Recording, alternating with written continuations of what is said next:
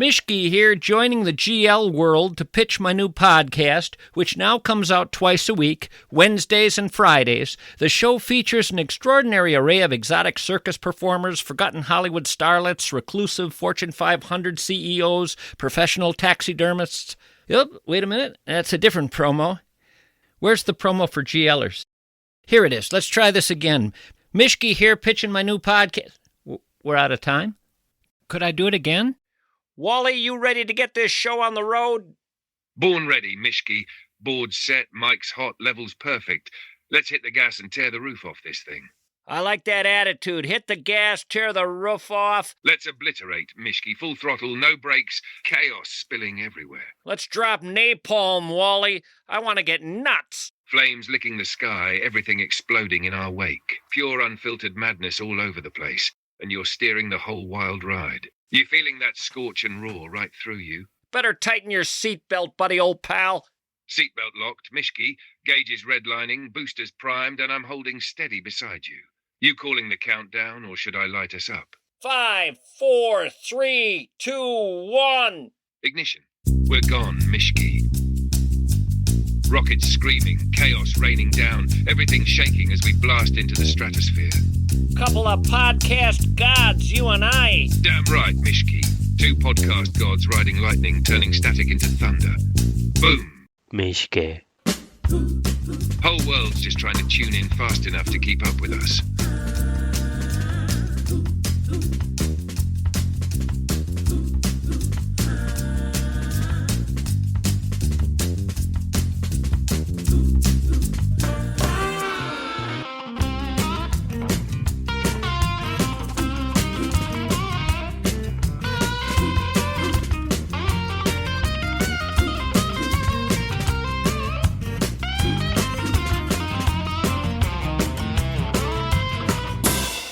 You ready to drop the first line? I'm ready to drop the first line and several lines thereafter. I love having you on board with me, Wally. Right there with you, Mischke. Your voice, my board, one unstoppable storm. You're my technical director and studio engineer, Wally. You know that, don't you? Oh, I know it, Mischke. I'm the one behind the boards. Levels clean, mic's hot, everything humming just right for your show. Smoke 'em, Wally. Let's smoke 'em out of the park. Boom. All engines blazing, levels screaming, the whole studio shaking. We're out of control, you and I, Wally. Hell yeah, Mischke. We're untouchable right now. Everything's just flowing, raw and wild. Feeling that freedom hit you straight in the chest. Like Easy Rider. Which guy are you? I'm Dennis Hopper. Then I'm definitely Peter Fonda, riding shotgun, keeping the engine roaring while you blaze your own trail. Thought for sure you'd pick the Jack Nicholson character, George Hansen. Ah, I see what you mean, Mischke. But nah, I'm the ride or die type. Ride or die, I like that. You're the fire. I'm the engine keeping pace beside you. Two riders, no rules, no limits. You ready to roll out? I was born ready, Wally. That's what I like to hear, Mischke. Full throttle, no hesitation. Let's tear this road wide open. I'd like to start out by mentioning an unusual experience I had in the men's room a little earlier, here at work. I think any time a story begins with, I had an unusual experience in the men's room today, people perk up. I do. Because the men's room is a room where the word unusual can have a charged connotation. You say you had an unusual experience in your living room, few are going to get too excited. It's when unusual coincides with men's room that things get weird. So I had an unusual experience in the men's room, folks.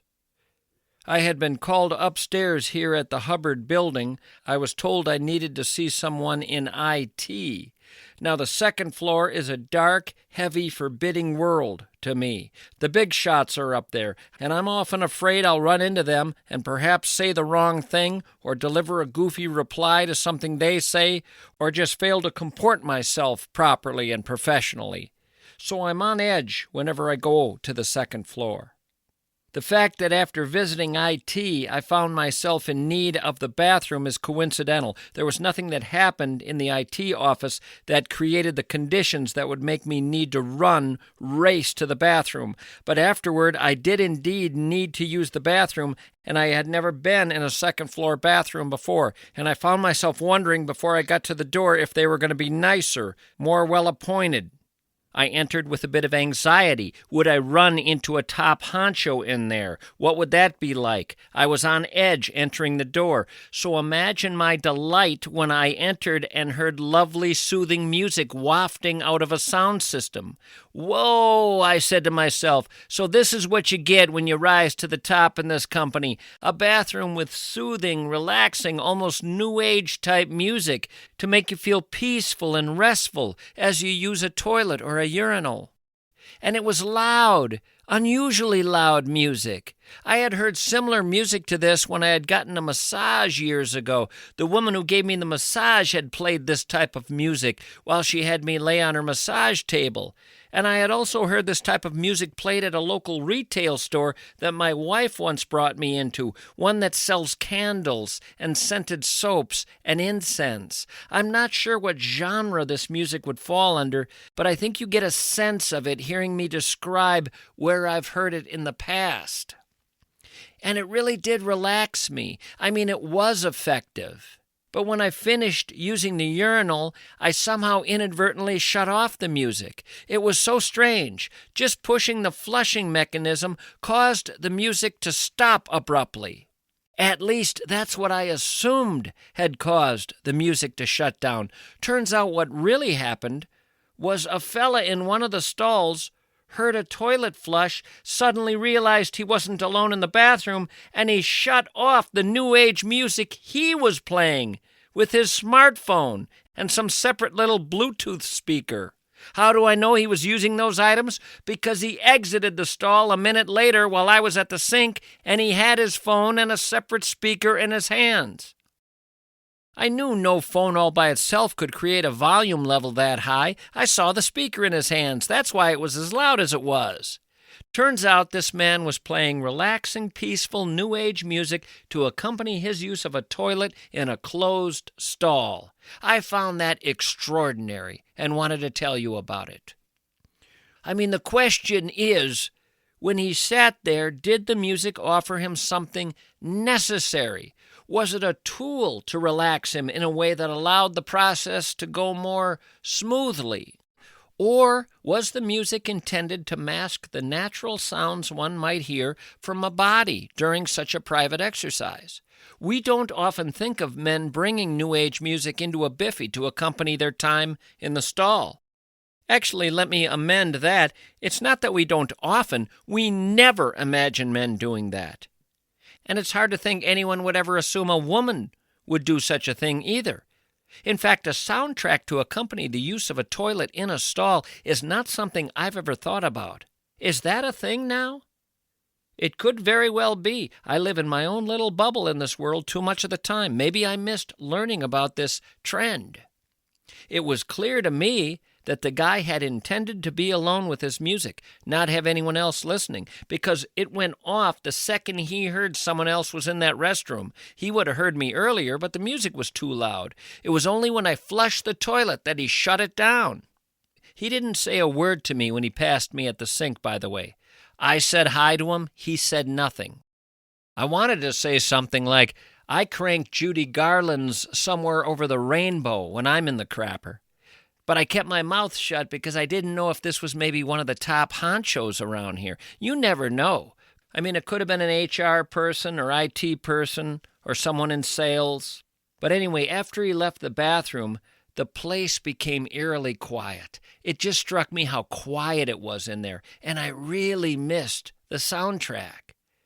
I suddenly saw its value. I didn't like the silence in there.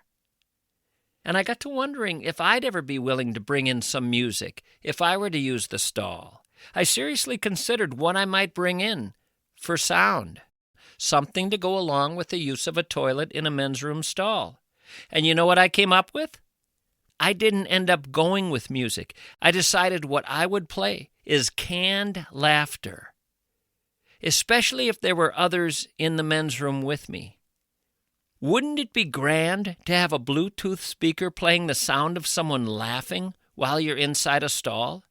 But not just that, I would really want to give the other folks in the restroom something to think about. I'd play the sound of a single woman laughing, and then I would be repeatedly asking her to stop. I'd be saying, "Stop it, stop it."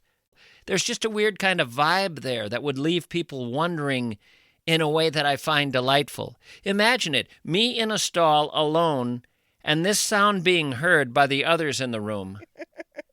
And then me in the stall saying, "Stop it, stop it, stop it," I said, "Stop it." Oh my God.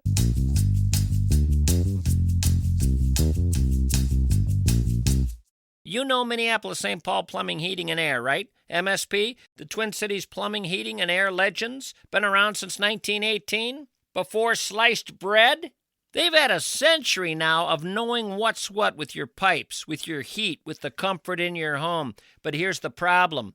They're so good it messes with my brain. How can one company handle my dripping faucet, install a state-of-the-art heat pump, swap out a sputtering furnace, get my ducts so they're clean, so clean you can eat a picnic lunch off them, and still have time to think about the proper torque on a flange bolt? I mean, it defies physics, it defies logic, it defies the fundamental laws of HVAC.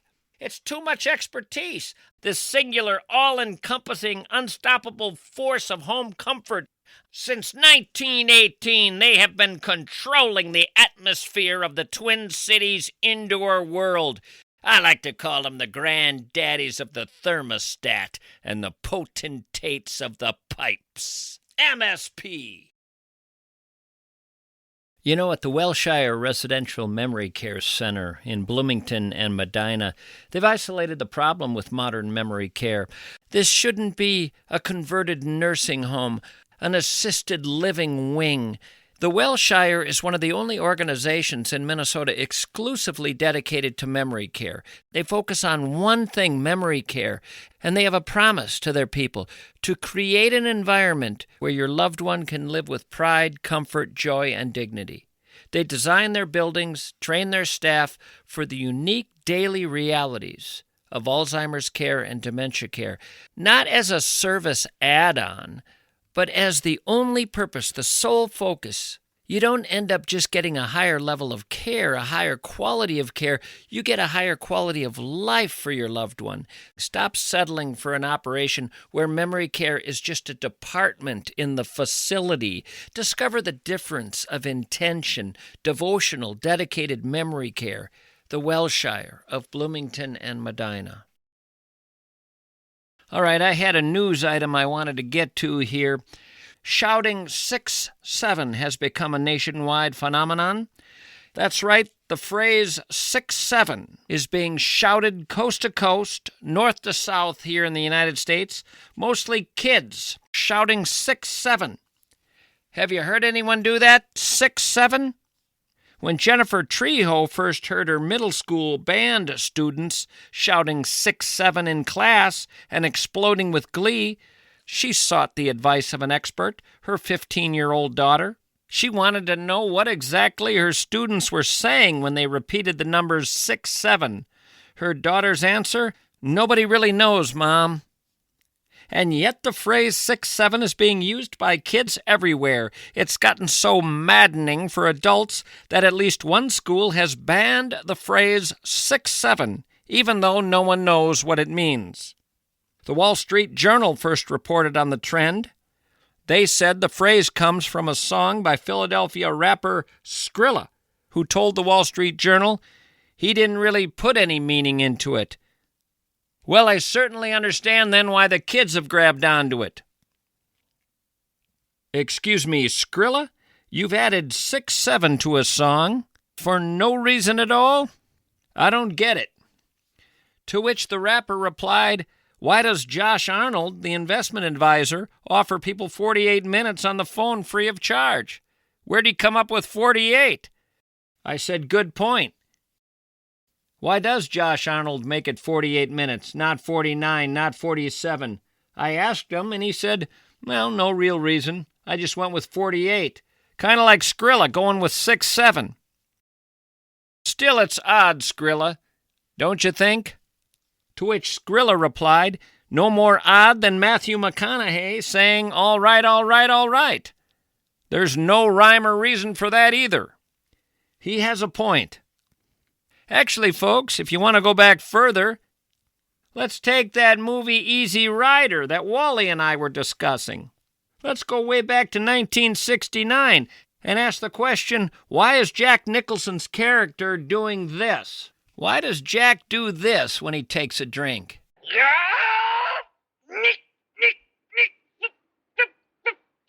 Indians. And he doesn't just do it there, he does it later in the movie too, around the campfire. Here. Swamp. Wally, why does George Hansen in the movie Easy Rider say,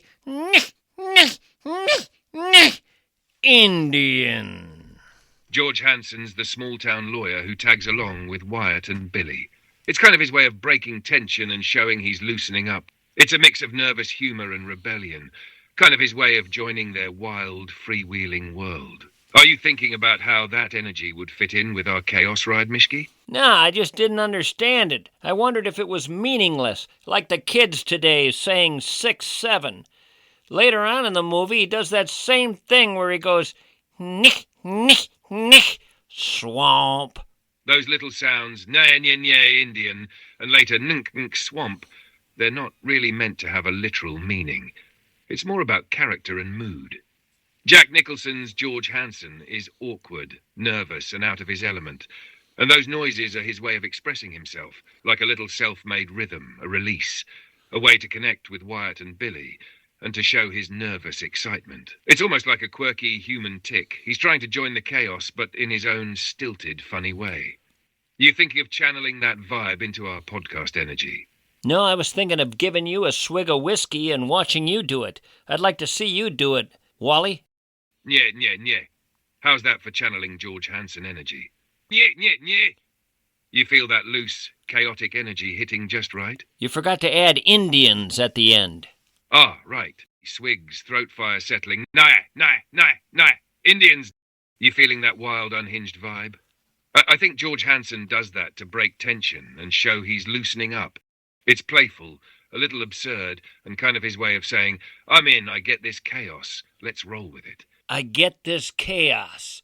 Let's roll with it. I like that. That's sort of this show, Wally.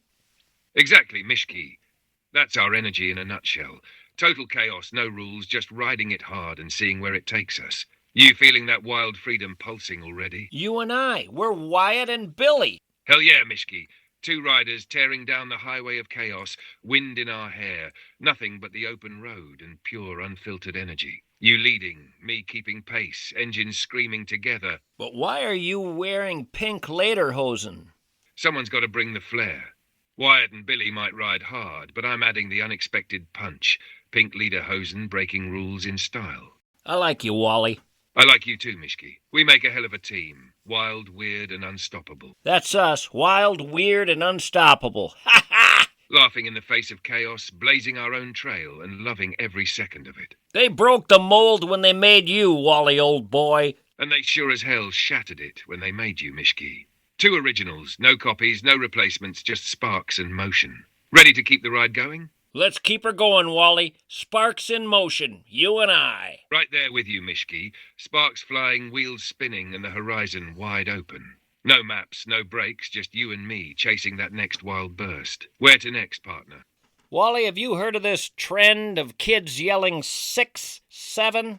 Yes, Mischke, I've heard about the 6-7 trend. It's a viral phrase among kids and teens, originating from rapper Skrilla's song, Doot Doot, 6-7. The term doesn't have a specific meaning. It's used humorously and randomly, often shouted in classrooms and on social media.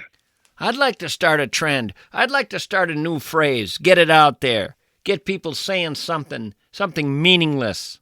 Something they can repeat. Perhaps as they exit the door after a dinner party. Something everyone can say as they walk away. Something that means absolutely nothing. Good night, Tim and Kathy. Well, good night, Al. Oh, and Tim and Kathy, remember to circle the shadow. How's that, Al? I said remember to circle the shadow in the veil of maybe. Okay? Good night, my friends. What are you talking about, Al? I said circle the shadow, Tim. Echoes hold nothing, and the sky forgets. To the stratosphere with the ping, ping, ping, ping of the faint and the fragile. What does it all mean, Tim? Nothing. It means nothing. Midnight in amber, the dawn of Fleckworth, the addled septarian. Good night, Tim. Al, I'm never having you back to another dinner party. That's all right, Tim. The fingers of always. The fingers of always. To you and Kathy, okay? Mist of the roof line, heart of the Murphy bed, and the dream catcher. Bye-bye now. Get off our property, Al. Swamp, Tim. Swamp. Kathy, get my gun. 6-7. To you and Kathy. Good night, Tim.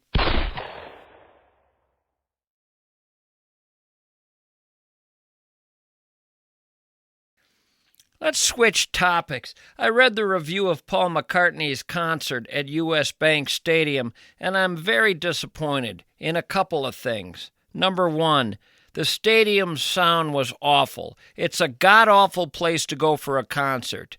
Everybody agreed the sound system in that place was terrible. It's just not a good environment for having a concert like that. And people paid hundreds of dollars for tickets to listen to that crap. Now, who's responsible for them playing at U.S. Bank Stadium? That looks like a straight-out money grab. John Bream, Star Tribune's music critic, wrote, "And in the end, the love you felt for Paul McCartney was equal to the love you have for nostalgia and for forgiveness. Forgiveness for him playing at the Viking Stadium with its challenging acoustics. The sound was subpar pretty much everywhere. Forgiveness for asking exorbitant ticket prices, $275 to $2,200. Forgiveness for his fading voice at 83. McCartney's voice has lost its range. It's lost its oomph. Oh, man. There it is, folks. Athletes have to hang it up, but musicians, singers, they just keep going as long as the crowd is there. And who is the crowd there? People who just want to say, I saw Paul McCartney before he died. They could have lined the street, and Paul could have just spent the entire time he spent singing, walking down the street as everyone looked at him. And afterward, they all could have said, yeah, I saw Paul McCartney. And he wouldn't have had to bother embarrassing himself, doing a concert he really shouldn't be doing anymore. It's over, Paul. I know up until a few years ago it wasn't. You were still kicking it. But not at 83, my friend. And surely not at U.S. Bank Stadium. You want to grab a guitar and play a little intimate club, that would be cool. Just you and the guitar, on a stool.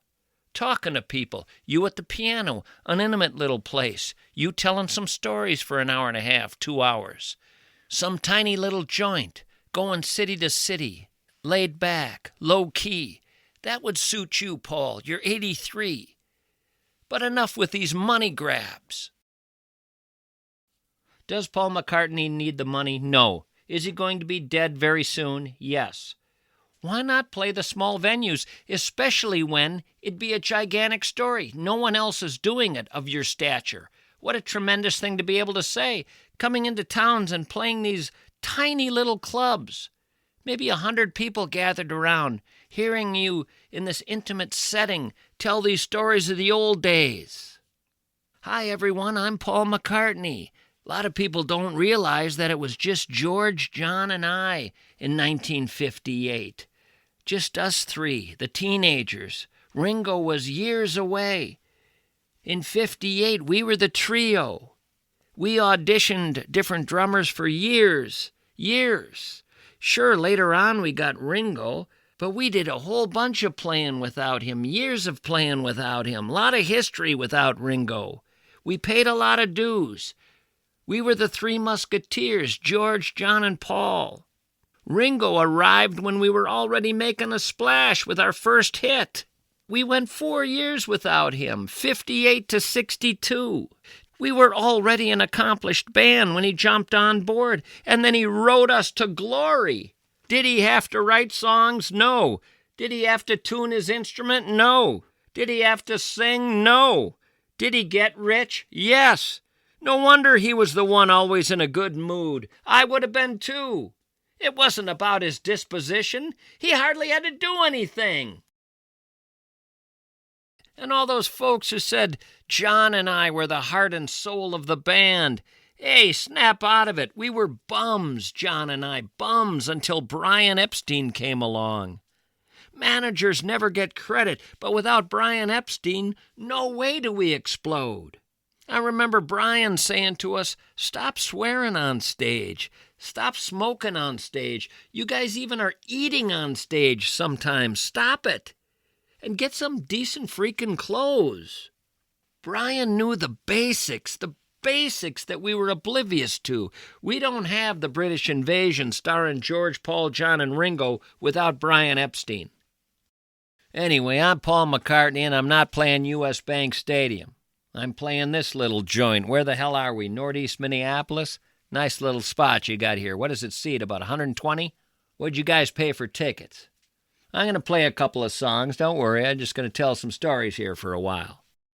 Way back in November of '56, 16-year-old John Lennon forms a little band with his buddies, his high school pals from Quarry Bank High School. They call themselves the Quarrymen.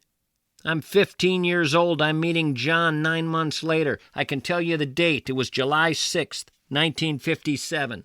And let me ask you something. Do we celebrate July 6, 1957 in this world? We do not. We should. That's when I meet Johnny. That's the Big Bang, kids. I joined his band. And my 15-year-old pal, little Georgie, he comes to watch us play. Boom, another Big Bang. He joins as a rhythm guitar player. I had to push for George. John didn't want him. He was reluctant to take him, said he was too young. George was just 15, but he was good. Anyway, eventually it was just the three guys, because the other quarrymen went back to school, and there George, John, and I are, calling ourselves Johnny and the Moondogs. Had the hardest time finding decent drummers. We kept auditioning guys. Could not find a drummer. Now I'm going to grab my guitar and play a few songs for you. You liking this better than U.S. Bank Stadium? I think this is much better. The sound in here is way better. The acoustics, very nice. I like this joint. What are you guys paying for tickets? Ho, ho, ho, ho, ho, ho, ho! You have got to be kidding me! Are you guys all CEOs of local corporations or what? Wow!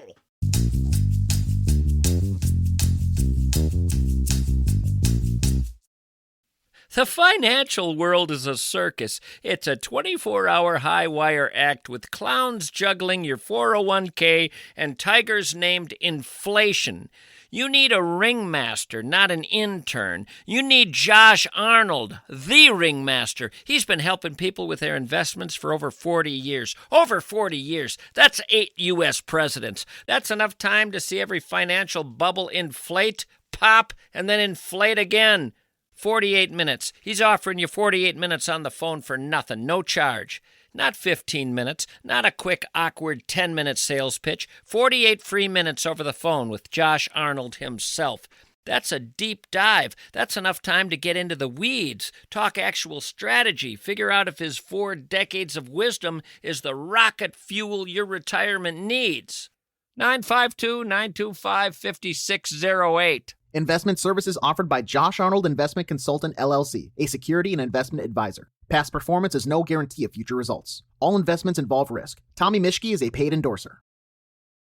Listen, you know the drill. You go to the mall, you pick out your new glasses, right? Big wall of frames, salesperson smiling a little too much. You try on 30 pair that make you look like a disgruntled librarian, and you walk out unhappy. You know why you're unhappy? Because these folks get all their frames from the same 5 catalogs. You're buying the optical equivalent of a beige minivan. There's a place that broke the matrix. You ever heard of them? Spectacle Shop? They broke the matrix. It's a place that deals in the rare and the magnificent.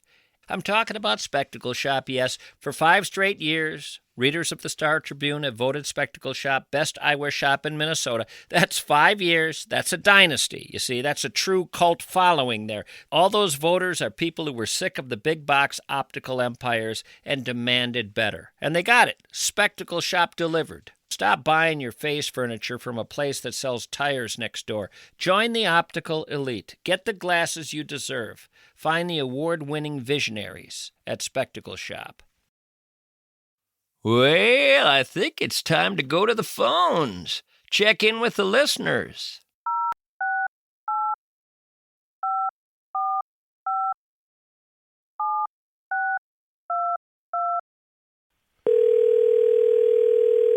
Hi, if you record your name and reason for calling, I'll see if this person is available.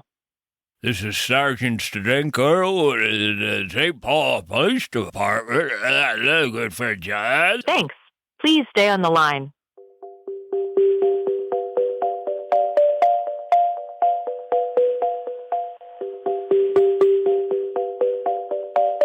Hello. John, Yes, did I pass inspection? you did, sir. That's great. I've never been put through the ringer quite like that before. Well, there's some interesting individuals out there. What are you paranoid about, John? You name it. I mean, in the old days, a call was made and the person just said hello. That's very true. You're not okay with That's very that. true. The old hello. I like the hello, Uh-huh. but I like to know who's. I know I can trust the people if they make it past the little thing. Do you operate that way with your house as well? Are there several gates you have to get through before getting to you? Absolutely. I'm going to go out on a limb and guess that you have a go bag by your front door. Maybe. Yeah. See, I got you pegged. Maybe one in my car. Yeah. Maybe one by my door. Maybe one by my secret location. I would imagine you're a prepper as well. I'd like to think that I am. I'd like to look at your brain after you die, concentrating on the fear centers to see what was it that haunted you in this existence to such a great degree. I can tell you what that was. What? It was the 1980s. There was plans for nuclear waste to be housed up where I live, and you never knew when people were coming across the north. That's where it started? That's where it started. That was a long time ago. That's decades of anxiety. You're telling me. Maybe it's time to go even further north. What city do you live in? I live in Thief River Falls. Might want to think about the Quetico. It crossed my mind. I had a fella say to me one time his plan was to tuck a newspaper under his arm and walk north until he got to a point where someone said to him, "What on earth is that?" And then his plan was to go 10 miles further yet. I'd like to meet that person. That's sort of your philosophy, isn't it? I would say probably. Do you live alone? Maybe. It's just you and the barracks. I have the dog. Of course you do. German Shepherd is my guess. Labradoodle. Didn't see that coming. That's more for your personal comfort, not to actually protect you, right? Well, it's cheaper than a shrink. Really? So around the 80s is when the mine started to go as well. Probably. How do you describe the culture where you are? Well, I think the culture is very much, let me put it this way. There is no light pollution, and you can see the stars anytime. And can you occasionally also see someone in a basement with a swingers club? I always think places like where you live appear serene, but right below the surface, there's weirdness in all directions. It's the David Lynch view of small-town America. Absolutely. And it's accurate, isn't it? I mean, by day, everybody's saying the right things, doing the right things. But after dark, things get weird, right? A little more than weird. A little more than weird. Now, what do you do to pass the time? I enjoy photography. And the people you're taking pictures of are 18 or above, right? Absolutely. Friday nights at 3:30, 4 in the morning, you're in the basement with those others, with the elk horns. How are the stars up that way? Fantastic. That's great. What's your favorite star, John? You have to go with Polaris. Mine's Don Rickles. Well, I'm glad I caught you. I just wanted to check in, see how things were going. I like the name Thief River Falls. Where'd that name come from? I'm a transplant, so I'm not entirely sure. Something to do with the river. Thief River Falls gets its name from the Ojibwe phrase Gimu de Kiwi-Zibi, which translates to stolen land river or thieving land river. That's very apropos. Well, Yep. I'm glad I connected with you, John. I'm glad the reception was good. I enjoyed our little chat.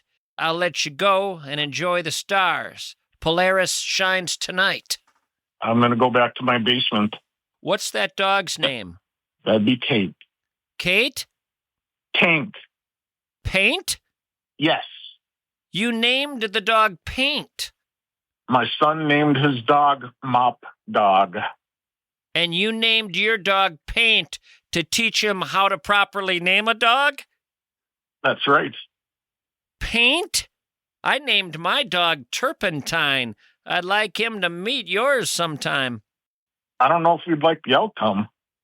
He'd erase your dog, I'll tell you that. Boom, gone. Bye-bye. Bring in the mop. Your kid's dog. John, I've enjoyed our time together. I wish you a pleasant evening. Likewise. Hope to talk to you again sometime. Stay well. That would be fantastic. You as well. Thank you.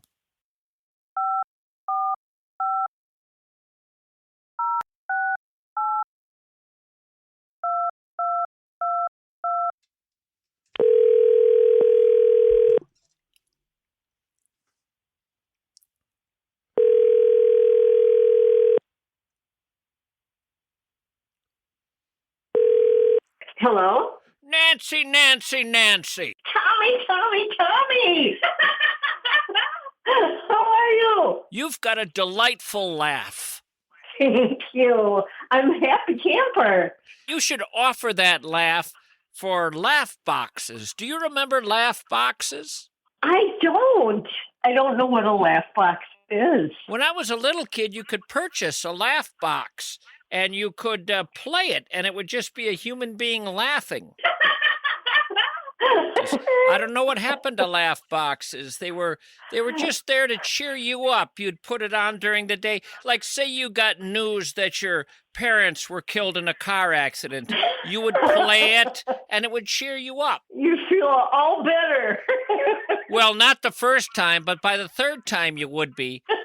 So what did you do with your life, Nancy? I have 2 adult children that I couldn't be happier with. I'm happily married 42 years. I used to be a nurse in an NICU, and I left 3/4 of myself there. I loved working with babies. Now I paint and do some watercolor and try to stay healthy. We're having some health issues over here, but hey, life goes on. Is it serious stuff? Yeah, it is. But at this stage of the game, this is frosting now, so carry on. I've had such good times and so much to be grateful for. And now it's just the cherry on the top, you know? I take it, based on what you're saying, the health problems have been yours. And recently my husband, too. So what are your thoughts on dying at the same time as your spouse? I'd sure like to do that. Would you like to do that? Oh, my gosh. Yes. Hold hands and let's go. So you're leaping off the building, or what's the let's go part? I don't know. Walk into the ocean and just keep walking. You know, when I watch people do that, it always throws me. And of course, I've seen it on films, and those are actors. But still, when they walk into the ocean to end it, I think, you don't understand what's going to happen. You're going to get past the first wave, then the second wave, then you'll get over your head and start swimming. And then you're going to at some point say, okay, time to die. But that's going to involve you going underwater and staying there. Now, how do you think you're going to pull that off? When you go underwater, you're going to hold your breath, and then you'll need to take a breath, and you'll come to the surface because every fiber in your body will be demanding you do that. I'd sure like to know how people pull off drowning themselves. You'd have to have weights involved. And that's what you're planning? You're going to use weights? No, I'm not planning any of it. Honestly, I'm just like thinking it, Now, some people would say, these would be your more practical types, they would say, now hold on a minute. We don't want to both die at the same time. That would be a little tough on our kids. We should have one die first and then the other to be kinder to the children. Get it all over with. I'm a rip the Band-Aid kind of gal. Yeah, I'm with you on that. And I say, as far as their concerns go, to hell with them. They're on their own now, and we're at home living our lives. They're nowhere to be found. I mean, they don't stop by. I say, let's die. And let's die as a surprise. Have them come over and find us. There could be a little note there that says, ha ha! Or we could just have a note saying, play this, and have the laugh box right there. There you go. This'll cheer you up, kids. Oh, my gosh. Well, Good talking to you, Mischke. Yeah, thank you. Same to you. Wishing your husband and yourself autumn of healing. I hope things improve for both of you. I hope to talk to you again sometime. Oh, I hope so, too. Thanks. Bye-bye. Bye-bye.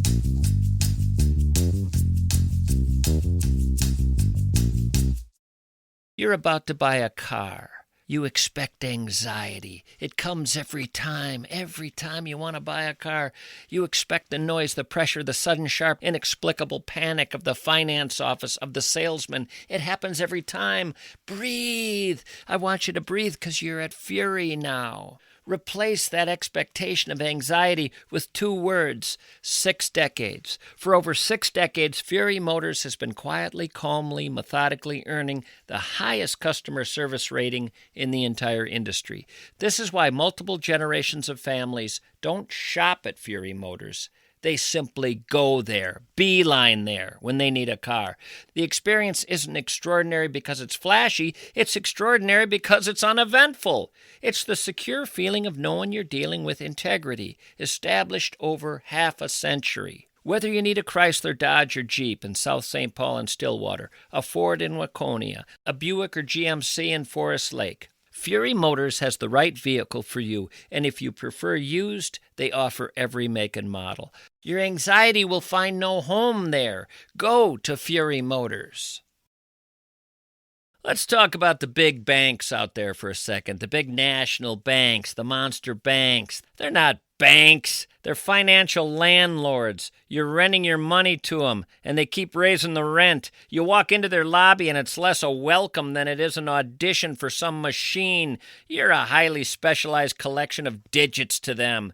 Your account number is more your name than your actual name. If you have a problem, you get sent to a customer service labyrinth. That's why North American Banking Company is so refreshing. They are local. They are human-sized. They are human-run. 6 locations in the Twin Cities. They know the Twin Cities. They know your neighborhood. They know your name. They don't have to check with 3 vice presidents on the 83rd floor just to approve a handshake with you. When you call them, they answer. They understand money is personal. It's the fuel of your actual life, your local life. Don't be a digit. Don't rent your money to a monolith. Switch to a human bank. North American Banking Company. The banking experience you thought had been outsourced. No, it's right here. North American Banking Company. Member FDIC, Equal Housing Lender. I was listening to a Lyle Lovett song on the way into the studio today. You know it well. It's an odd little tune, though. I was troubled by it. The song is called If I Had a Boat. Many people know it well. The lyrics start out, if I had a boat, I'd go out on the ocean. Fair enough, nothing controversial there. And if I had a pony, I'd ride him on my boat. Now, I didn't see that coming. Again, if I had a boat, I'd go out on the ocean. All right, everything on the up and up there. And if I had a pony, I was waiting for him to say I'd go out on the prairie. No, he'd ride him on his boat. And then he says, we could all together go out on the ocean, me upon my pony on my boat. Wouldn't you bring the boat into shore and then go riding? I'm all for going out on a boat, but enjoy that experience, then head into shore and ride a pony on land. Those are two fun things to do, going boating and then riding a pony. No, something about that made him uncomfortable. He wanted his pony on his boat, and that's where he wanted to ride it. I think this was a harbinger of things to come. I think this was the precursor to Royal Caribbean's Legend of the Seas, which has just been launched. It's a cruise ship that features the largest at-sea water park in the world for people who want to go to a water park on a boat. It also has a giant rock climbing wall for people who like rock climbing while they're on a cruise. Now, again, I'm thinking you're rock climbing somewhere by some cliffs or on a mountain, and then the cruise is where you go when you want to do something else. Nope. What Royal Caribbean is saying is, come on, we're going out on the ocean. You can't ride your pony, but you can rock climb and go to a water park on the boat. This whole Royal Caribbean thing should be called the Lyle Lovett philosophy. Now, I'm not kidding here. They also offer on this Royal Caribbean cruise, this new ship, largest cruise ship ever built, they offer surfing on the boat. They have one of these surfing waves. You might have seen these. They create a surfing wave and you can surf on it right on the boat. Again, most people go surfing. They enjoy that, and then they go boating. But nope, you surf on the boat. Lyle Lovett gave his nod of approval, said, I get it, sure. The cruise ship has 7 pools, including the adults-only infinity pool. They have Chill Island. That's a relaxation zone on the ship. Wait, isn't that a relaxation zone on a relaxation zone? Isn't the cruise in general a relaxation zone? Why would you have a relaxation zone within a relaxation zone? They have an aqua theater with a deep swimming pool for jaw-dropping high dives and for aerial shows. For those of you who, when you go boating, want an aerial show. See, I think of an aerial show as for the air, for up in the air, and then boating is for the sea, but they're going to have the aerial show on the boat.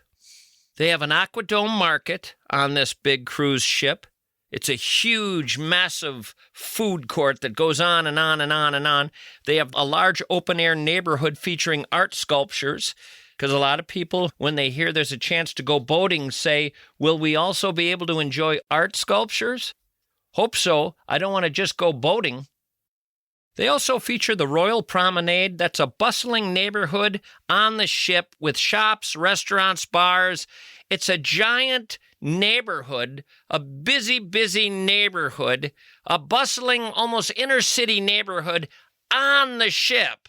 They have Central Park, an outdoor area with lush greenery, restaurants, live music. Now, at this point, it's important to note that you no longer will remember at this point that you are on a boat. All sense of being on a boat will dematerialize.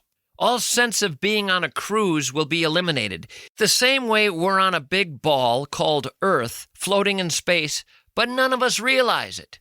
You'll be on a ship, but you'll never know it. You'll think you're in Philadelphia or something. This cruise is actually for people who hate cruises. You'll never even think you're on one. If you just like staying home and living in your city, this cruise is for you. It has everything your city has. Now, if you hit an iceberg like the Titanic did and the ship starts to sink, you're never going to know it. It's designed so you never know you're sinking. And when you drowned, when you die, you won't know it either. There's no sense that you're actually dying. They were able to eliminate that sensation with this new cruise ship. You just think you're going to another theme park, and they're doing their best to plan that one for you as well. Do you know when the cruise industry was born? When people started to see that it was easier just to fly overseas. All the people with ships panicked when the population began to learn we can just fly. All these people with all these steamers, these ships, they said, what are we going to do with these things now? People would rather just fly. You don't need these boats to get from point A to point B. We're going to have to get people interested in just floating around aimlessly. I'm not kidding. This is where the cruise industry was born. They realized the ship wasn't important to get someone somewhere anymore. So they had to come up with a way to make floating around fun. Just floating around. Well, Bob, how the hell are we going to make floating around fun? We'll put distractions on the boat that make them forget they're just floating around. Now, you may say, well, isn't floating around kind of fun? Oh, day one it is. They look out on that vast ocean and they say, wow, look at that. And they see a sunset and a sunrise. And about that time, they say, well, we've seen that. What's next? And unfortunately, on a ship, it's just more of the same every day. So you got to distract them with stuff. So these cruise ship operators started to put distractions on their boats. And it has since gotten completely out of hand. As out of hand as Lyle Lovett riding his horse right on the promenade there where everybody's sunning themselves. Look out! It's Lyle Lovett! He's on a horse! He's on a horse!